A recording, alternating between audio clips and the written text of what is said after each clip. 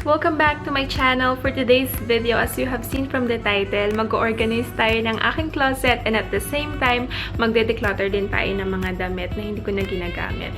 So, if you love watching cleaning vlogs like this, I am very guilty about that kasi ako din. I love watching Tidying Up with Marie Kondo sa Netflix this past few days. I always watch this kind of cleaning vlogs, so talaga na-inspire ako. Then please keep on watching.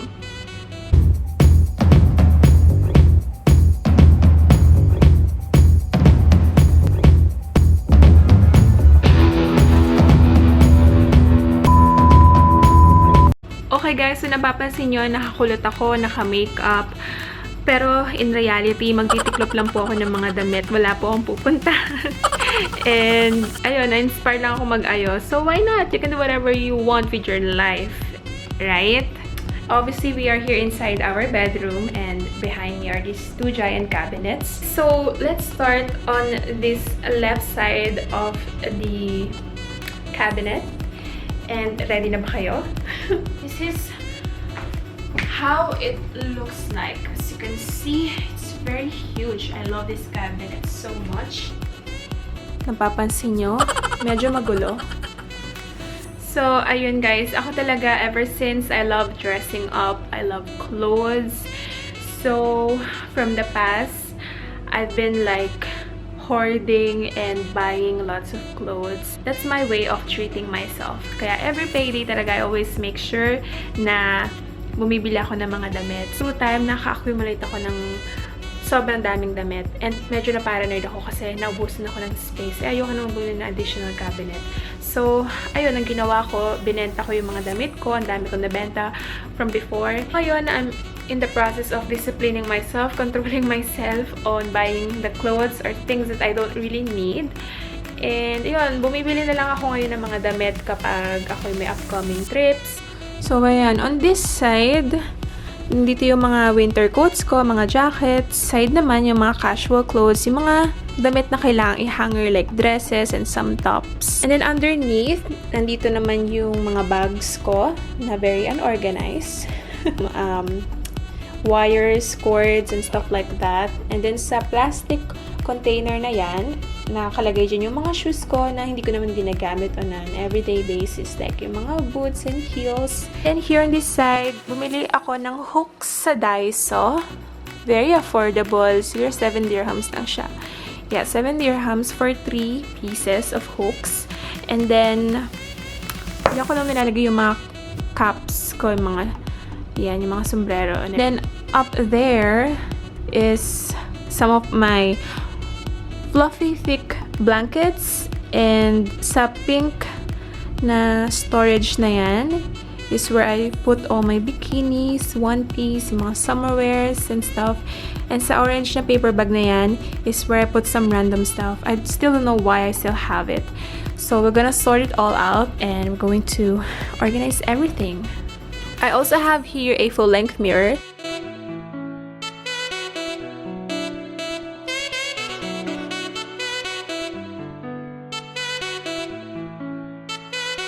Alright guys, so as you can see, I laid out everything in the bed and I am going to check all of this one by one kung ano yung mga ilalet go na nating damit.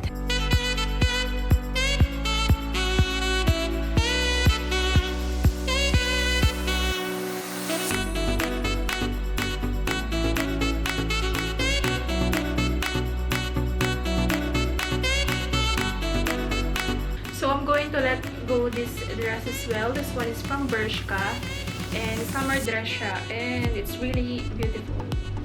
So this sleep dress that I got from Primark and then itong dress ko from Mango.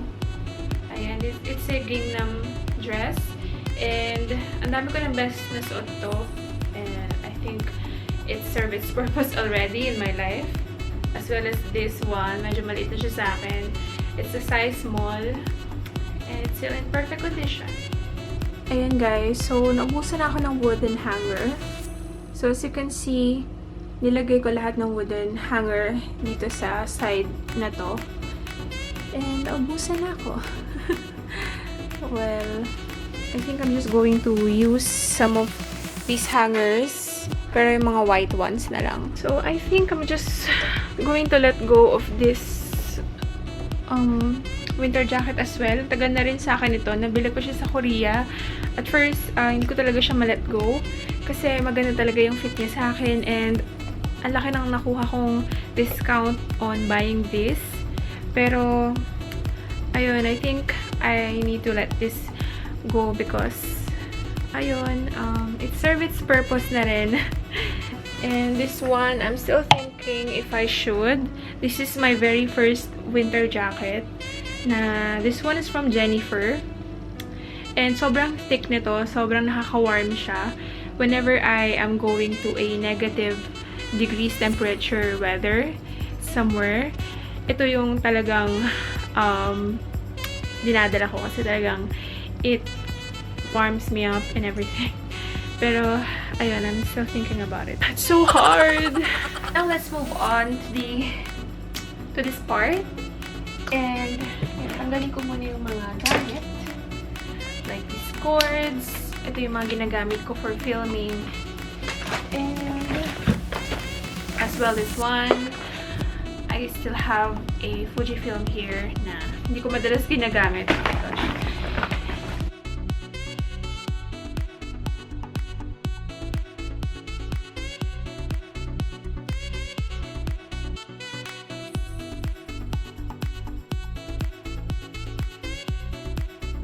Type of person na I cannot operate if my environment is messy. So most of the time, nag-organize talaga ako. So this plastic storage, as I've told you guys, it consists of my shoes. So let's see kung ano yung mga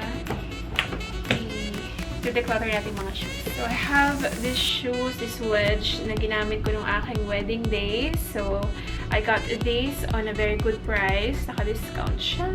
And, I love this. I'm not going to let this go yet. And, I have this boots na nabili ko sa Shanghai. And, ito lang yung nag-iisa kong ankle boots. Kaya, I am going to keep this. So, this heels from Steve Madden. Nabili ko to sa US and ang tagal na sa akin ito. And as you can see, may mga scratches na and it's not in its very good condition. So, I think I'm going to let this go. Also have this Jessica Simpson inspired ballet flats. Ayun, I'm going to let this go as well kasi hindi ko siya madalas nagagamit. Never ko pa itong nagamit. I supposed to wear this on my wedding day. And this is this one. Wednesday. So, I think I'm going to sell this as well. Kasi hindi ko naman siya magagamit. And I have black shoes right here. This one I will keep.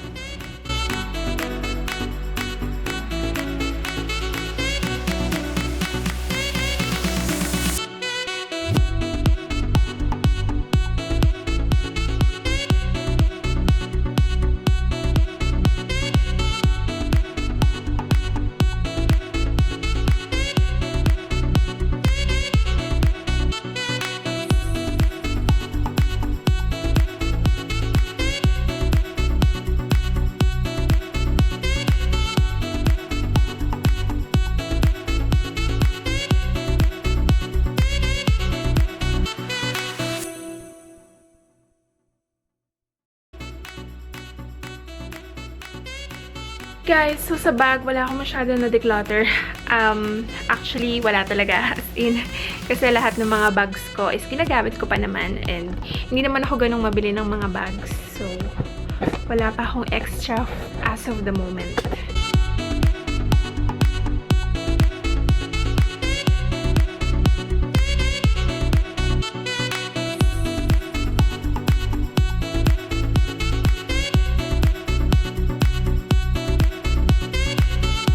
So, tingnan natin kung ano bang meron dito sa paper bag na to. So, ayan. May laptop pa pala dito. Ayan, hindi po siya Apple. It's from Asus. Dinekit ko lang yung Apple dyan. Nagmama-Apple lang. One. So, ayun na nga. May mga stationery tayo here. DS pouch, lint roller, Hello Kitty mirror.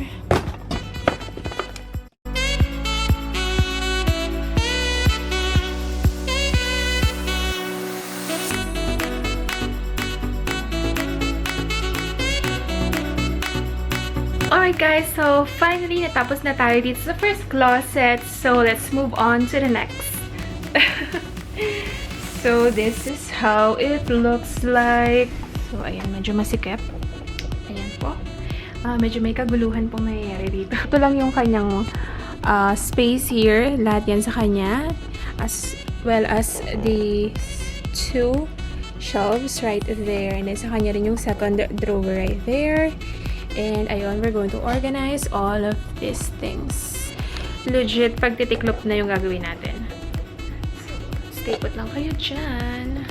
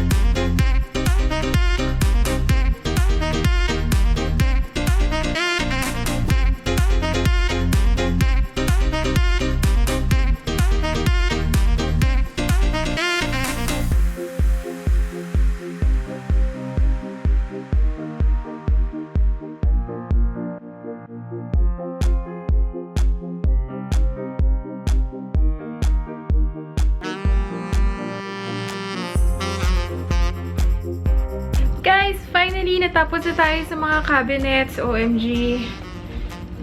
Yan, let's close this out. Pero hindi pa dyan tayo nagtatapos, of course. Kasi meron pa tayong dresser. Ayan. So, need to organize this dresser kasi nandito yung mga pajamas ko and yung mga undergarments. Kaya, let's do this. So, ayan. Ayan yung itsura po ng aking dresser. Nakakahiyaman ipakita.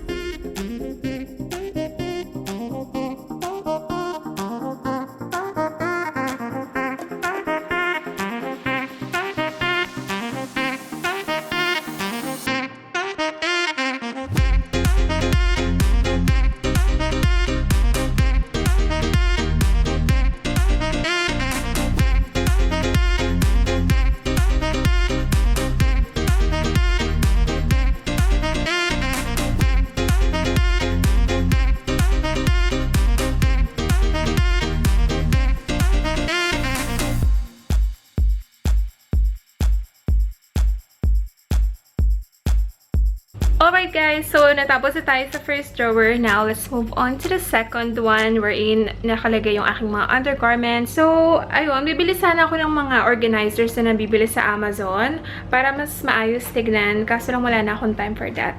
So, nakita ko na lang tong mga boxes na to.